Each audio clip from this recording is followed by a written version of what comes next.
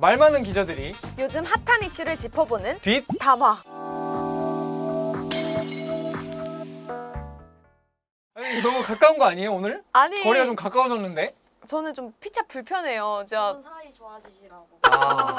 저 오늘 핫한 이슈 좀 가지고 오셨다고 들었는데 네. 조문경 기자는 간식으로 뭘 주로 먹습니까? 과자는 잘 안 먹긴 한데 네. 과자를 저희 어머니가 엄청 좋아하셔서 좀 관심 있게 보는 편입니다. 어머니가 좋아하는 과자 뭐 있어요? 포카칩 아니면 좀 이렇게 삼삼한 과자들 이런 거 삼삼한 좋아합니다. 과자? 네. 오늘 소개해드릴 바로 이 기업이 포카칩을 만드는 기업입니다.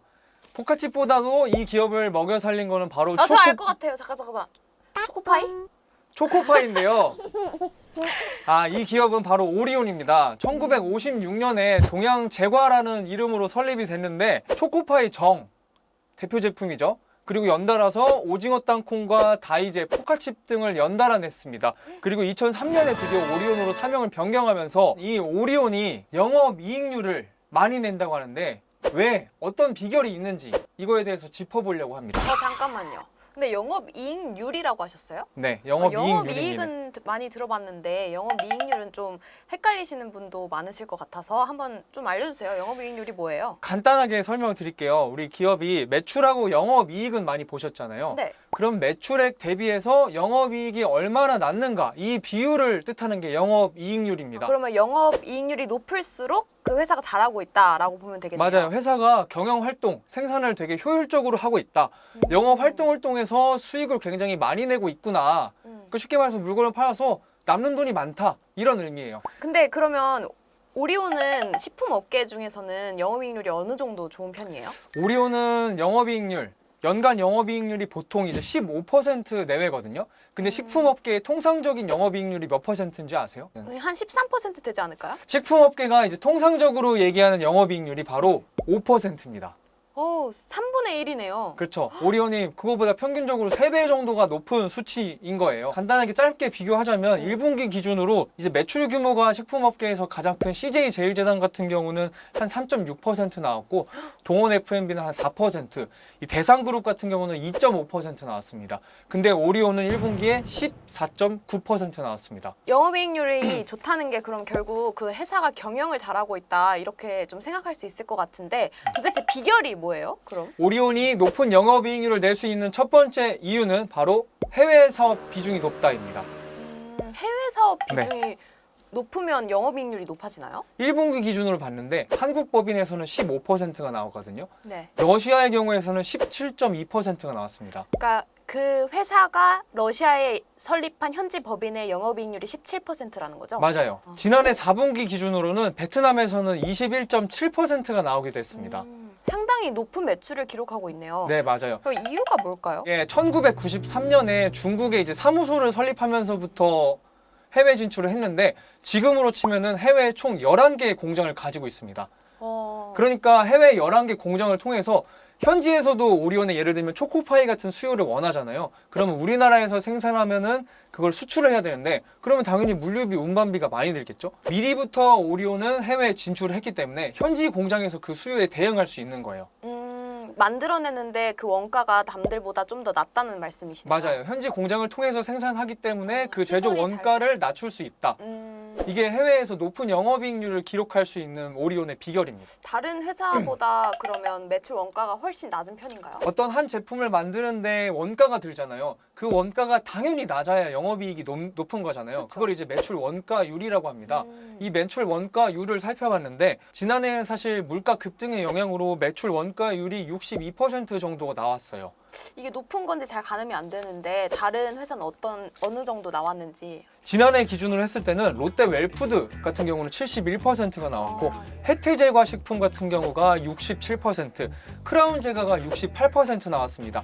아까 오리온은 몇 퍼라고 했죠? 62%. 그러니까 롯데 웰푸드랑 비교했을 때는 최대 9%포인트 차이가 나는 거예요. 10% 가까이 차이가 난다고 해도 되네요. 다른 기업과 비교했을 때는 매출 원가율이 이렇게 낮아요. 당연히 그럼 효율적으로 생산을 하다 보니까 네. 조금 더 경영을 잘하고 있다고 평가를 해도 되겠네요. 맞아요. 회사 측에서는 그래서 매출 원가율이 이렇게 낮은 이유가 뭐예요? 라고 물어보니까 글로벌 통합 구매를 통해서 비용을 절감했다라고 설명을 했는데 이게 무슨 말인가 알아보니까 한국에 있는 본사에 글로벌 구매 팀이 있대요. 이 구매팀에서 중국, 베트남, 러시아에 있는 이 법인들 얘네들도 초코파이를 만들려면 원재료를 사와야 될 거잖아요. 그렇죠. 이거를 통합해서 산다는 겁니다. 약간 도매식이네요. 맞아요. 그러니까 물건을 살 때 사실 한 개를 사는 것보다 10개나 100개를 살 때 본인의 협상력이 높아지잖아요. 그렇죠. 그거를 이용해서 우리는 원가를 절감할 수 있었다. 이렇게 설명을 합니다. 많은 양을 살다 보니까 할인율이 높게 적용됐다. 그럼 비결이 이 해외 사업 때문이라고 말을 하는 것 같은데 이것만으로도 영업이익률을 낮출 수 있다고 생각하기엔 조금 과장이 아닌가 이런 생각도 드는데 다른 비결은 없어요? 회사에서 말하기를 과도한 광고나 불필요한 프로모션을 안 했다.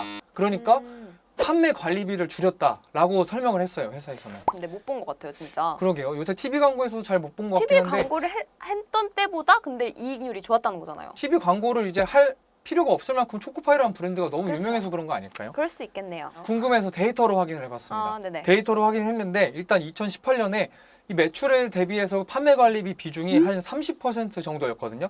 근데 지난해 기준으로는 이게 한 21%까지 낮아졌어요. 판관비를 줄였다? 네, 판매 관리비를 줄여서 회사에서는 이걸 핵심 제품 경쟁력에 투입을 했다. 요거를 이제 다른 기업하고도 좀 비교를 해보니까 롯데 웰푸드 같은 경우가 지난해 매출 대비해서 판관비 비중이 한 25% 나왔고 혜태제과는 한 28% 나왔어요.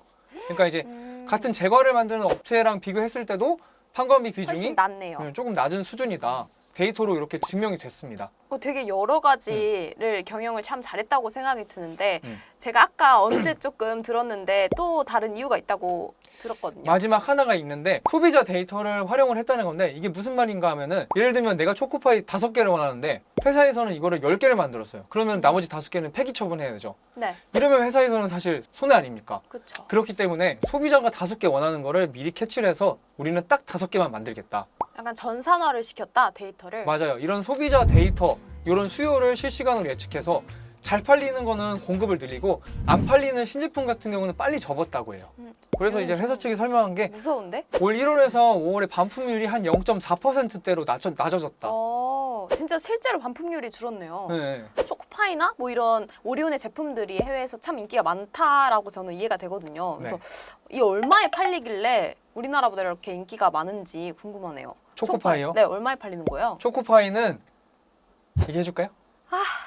한 번에 대답하는 경우가 이렇게 없어요, 진짜. 내가 궁금해할 것 같아서 네. 알아볼까 말까 하다가 진짜 알아봤는데 오리온 초코파이 얘기를 하자면 우리나라는 편의점가 기준으로 5,400원에 팔립니다. 한 박스가. 근데 중국에서는 사실 저도 몰라요. 이 답을 들으려고. 왜 모르는 거예요? 수치 환산이 안 되는 거야? 아니면 일단은 우리나라로 치면은 뭐 편의점, 마트 이게 판매되는 채널이 굉장히 많잖아요. 해외에서도 판매되는 채널이 많은데 이걸 어떤 걸 기준으로 해야 하느냐에 모호한 측면이 있고 이게 또 공개가 안 된다고 합니다. 이거 제 제가 그래서 미심쩍네요. 공개가 안 된다고 하니까. 궁금해서 해외 홈페이지 있으면은 거기 들어가서 소비자가로도 보려고 했는데 소비자가는 공개가 안 된다네요. 2만 원에 팔아가지고 지금 영업이익률이 이렇게 잘 나온 거 아닌가?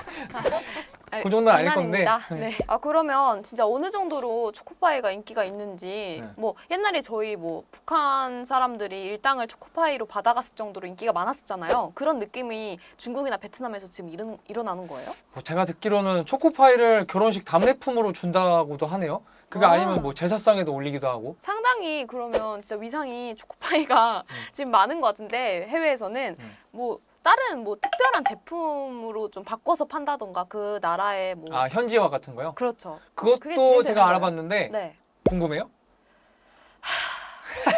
네, 네. 이거는 확실히 답을 알았습니다. 러시아에서 무려 초코파이가 14종이나 있다고 합니다. 14종이요? 네. 아까 저희가 아는 그 초코파이가 맞아요. 14종이요? 정규로 나오는 거는 오리지널이랑 바나나만 우리나라에서 2개밖에 없어요. 근데 러시아에서는 14종이나 있는데 14종이나 만든 이유가 뭐냐면 러시아 사람들이 잼을 좋아한답니다. 그럼 14종에 도대체 무슨 맛이 있어요? 체리 맛 있고 망고 맛 있고 뭐 크랜베리 맛 있고 뭐 이런 특이한 맛들? 더 특이한 맛은 없어요? 양귀비 씨 맛인가 아마 있을 거예요. 양귀비 크림 맛? 양귀비 씨 맛은 무슨 맛이죠? 거기 그 사람들이 좋아한대요. 그래서 여기 러시아에서는 이 단일 브랜드로 초코파이가 이 제과 시장에서는 탑 5 안에 들어간답니다.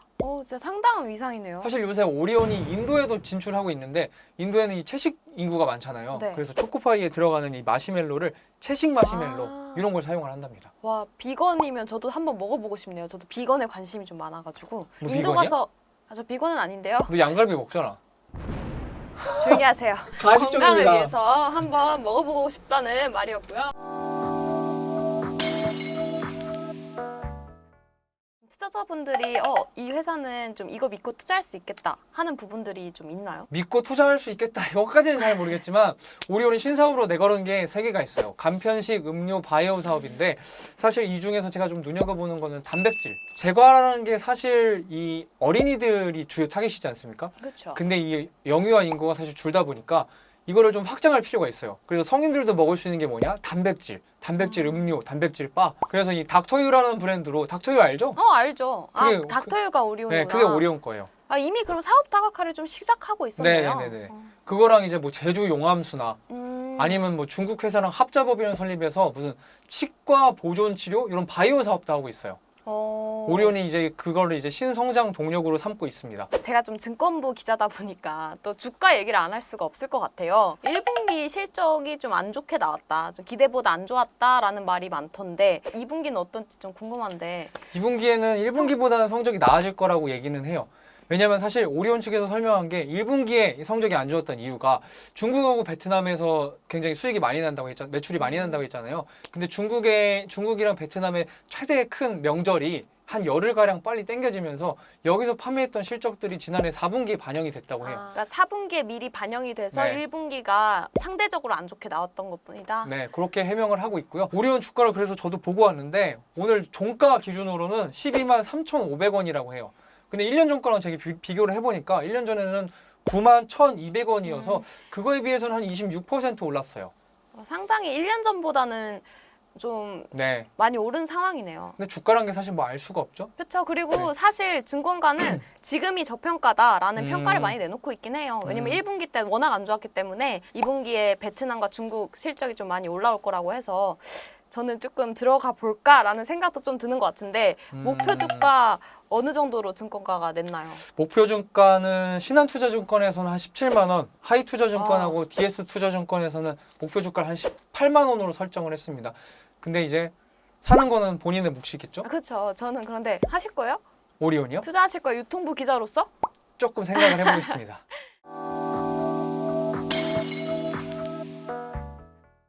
오늘도 재밌게 보셨다면 구독, 좋아요, 댓글, 알림 설정까지 많이 남겨주세요. 안녕.